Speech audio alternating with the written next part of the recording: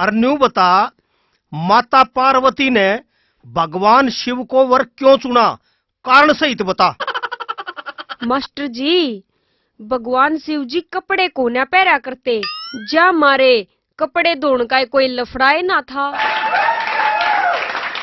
Master जी, कारण number 2, माथे पे चांद विराजमान था, चांदना ही चांदना था, बिजली जान का डर कोन्या था। मास्टर जी, कारण नंबर 3, जटाऊ में गंगा विराजा करे थी, पानी ये पानी था, हैंडपंप खराब होने की चिंताएं ना थी। मास्टर जी, कारण नंबर 4, भगवान शिव फल फ्रूट खाया करते, माँ पार्वती भी उन्हें ही खा लिया करती, जा मारे खाना बनाने की जरूरतें ना थी।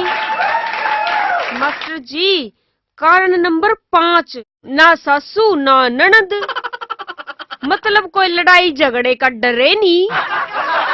छोरी, तू मने अपना चेला बना ले, तू तो ब्रह्म ज्ञानी से। तेरे तो बड़ा ज्ञानी इस पृथ्वी पर तो कोई हो नहीं सकता।